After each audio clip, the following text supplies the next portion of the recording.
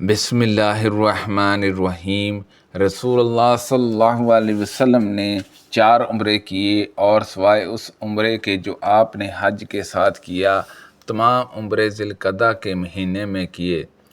حدیبیہ کا عمرہ بھی آپ ذی القعدہ کے مہینے میں کرنے تشریف لے گئے۔ پھر دوسرے سال اس کی قضا میں آپ نے ذی القعدہ میں عمرہ کیا، اور ایک عمرہ جرانہ سے آپ نے کیا تھا، جہاں غزوہ حنین کی غنیمت آپ نے تقسیم کی تھی، یہ بھی ذی القعدہ میں کیا تھا۔ اور ایک عمرہ حج کے ساتھ کیا جو ذی الحجہ میں کیا تھا۔ ہم رسول اللہ صلی اللہ علیہ وسلم کے ساتھ صلح حدیبیہ کے ساتھ روانہ ہوئے۔ تمام صحابہ رضی اللہ عنہما نے احرام باندھ لیا تھا، لیکن میں نے ابھی احرام نہیں باندھا تھا۔ تم لوگ سورہ انا فتحنا میں فتح سے مراد مکہ کی فتح کہتے ہو۔ فتح مکہ تو بہرحال فتح تھی ہی، لیکن ہم غزوہ حدیبیہ کی بیعت الرضوان کو حقیقی فتح سمجھتے ہیں۔ اس دن ہم رسول اللہ صلی اللہ علیہ وسلم کے ساتھ 1400 آدمی تھے۔ حدیبیہ نامی ایک کنویں وہاں پر تھا۔ ہم نے اس میں سے اتنا پانی کھینچا کہ اس کے اندر ایک قطرہ پانی باقی نہ رہا۔ حضور صلی اللہ علیہ وسلم کو جب یہ خبر ہوئی کہ پانی ختم ہو گیا ہے، تو آپ کنویں پر تشریف لائے اور اس کے کنارے پر بیٹھ کر کسی ایک برتن میں پانی طلب فرمایا۔ اس سے آپ نے وضو کیا اور مزہ کلی کی اور دعا فرمائی۔ پھر سارا پانی اس کنویں میں ڈال دیا۔ تھوڑی دیر کے لیے ہم نے کنویں کو یوں ہی رہنے دیا، اور اس کے بعد جتنا ہم نے چاہا اس میں سے پانی پیا اور اپنی سواریوں کو پلایا۔ ہم برا بن عازب رضی اللہ عنہ نے خبر دی کہ وہ لوگ غزوہ حدیبیہ کے موقع پر رسول اللہ صلی اللہ علیہ وسلم کے ساتھ 1400 کی تعداد میں تھے، یا اس سے بھی زیادہ۔ ایک کنویں پر پڑاؤ ہوا، لشکر نے اس کا سارا پانی کھینچ لیا اور نبی کریم صلی اللہ علیہ وسلم کی خدمت میں حاضر ہوئے۔ حضور صلی اللہ علیہ وسلم کنویں کے پاس تشریف لائے اور اس کی منڈیر پر بیٹھ گئے۔ پھر فرمایا کہ ایک ڈول میں اسی کنویں کا پانی لاؤ۔ پانی لایا گیا تو آپ نے اس میں کلی کی اور دعا فرمائی۔ پھر فرمایا کہ کنویں کو یوں ہی تھوڑی دیر کے لیے رہنے دو۔ اس کے بعد سارا لشکر خود بھی سیراب ہوتا رہا اور پانی سواریوں کو بھی خوب پلاتا رہا، جہاں تک کہ وہاں سے انہوں نے کوچ کیا۔ سبحان اللہ عز و جل۔ غزوہ حدیبیہ کے موقع پر سارا ہی لشکر پیاسا ہو چکا تھا۔ رسول اللہ صلی اللہ علیہ وسلم کے سامنے ایک چاگل تھا، اس کے پانی سے آپ نے وضو کیا۔ پھر صحابہ آپ کی خدمت میں حاضر ہوئے تو آپ نے دریافت فرمایا کہ کیا بات ہے؟ صحابہ بولے کہ یا رسول اللہ صلی اللہ علیہ وسلم، ہمارے پاس اب پانی نہیں رہا، نہ وضو کرنے کے لیے اور نہ پینے کے لیے، سوائے اس پانی کے جو آپ کے برتن میں موجود ہے۔ بیان کیا کہ پھر حضور اکرم صلی اللہ علیہ وسلم نے اپنا ہاتھ اس برتن پر رکھا اور پانی آپ کی انگلیوں کے درمیان سے چشمے کی طرح پھوٹ پھوٹ کر ابلنے لگا۔ سبحان اللہ عز و جل۔ راوی نے بیان کیا کہ پھر ہم نے پانی بھی پیا اور وضو بھی کیا۔ سالم کہتے ہیں کہ میں نے حضرت جابر رضی اللہ عنہ سے پوچھا کہ آپ لوگ کتنی تعداد میں تھے؟ انہوں نے بتلایا کہ اگر ہم 1,00,000 بھی ہوتے تو بھی وہ پانی کافی ہو جاتا۔ ویسے اس وقت ہماری تعداد 1500 تھی۔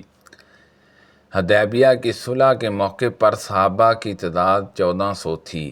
اس پر حضرت سعید بن مصعب نے بیان کیا کہ مجھ سے حضرت جابر رضی اللہ عنہ نے یہ کہا تھا کہ اس موقع پر 1500 صحابہ رضی اللہ عنہما موجود تھے۔ جنہوں نے نبی کریم صلی اللہ علیہ وسلم سے حدیبیہ میں بیعت کی تھی۔ ابو داؤد طیاسی نے بیان کیا، ہم سے کرتاب بن خالد نے بیان کیا، ان سے قتادہ نے اور محمد بن بشر نے بھی ابو داؤد طیاسی کے ساتھ اس کو روایت کیا۔ ہم سے رسول اللہ صلی اللہ علیہ وسلم نے غزوہ حدیبیہ کے موقع پر فرمایا تھا کہ تم لوگ تمام زمین والوں میں سب سے بہتر ہو۔ ہماری تعداد اس موقع پر 1400 تھی۔ اگر آج میری آنکھوں میں بینائی ہوتی تو میں تمہیں اس درخت کا مقام بتاتا۔ اس روایت کی مطابقت حماش نے کی، ان سے سالم نے سنا اور انہوں نے جابر رضی اللہ عنہ سے سنا کہ 1400 صحابہ غزوہ حدیبیہ میں تھے۔ درخت والوں، بیعت الرضوان کرنے والوں کی تعداد 1300 تھی۔ قبیلہ اسلم مہاجرین کا 8واں حصہ تھے۔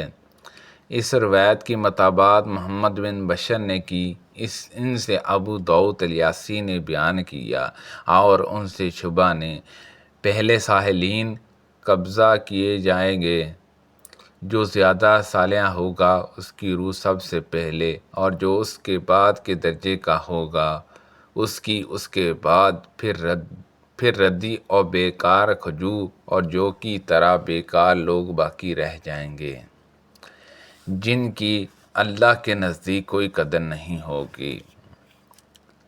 نبی کریم صلی اللہ علیہ وسلم صلح حدیبیہ کے موقع پر تقریباً 1000 صحابہ رضی اللہ عنہم کو ساتھ لے کر روانہ ہوئے۔ جب آپ ذوالحلیفہ پہنچے تو آپ نے قربانی کے جانور کو ہار پہنایا اور ان پر نشان لگایا اور عمرے کا احرام باندھا۔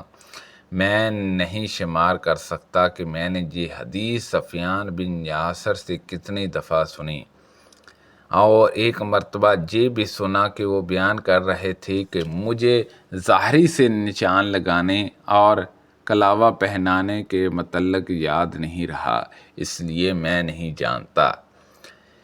اس سے ان کی مراد صرف نشان لگانے اور کلاوہ پہنانے سے تھی یا پوری حدیث سے تھی۔ نبی کریم صلی اللہ علیہ وسلم صلح حدیبیہ کے موقع پر تقریباً 1000 صحابہ رضی اللہ عنہم کو ساتھ لے کر روانہ ہوئی۔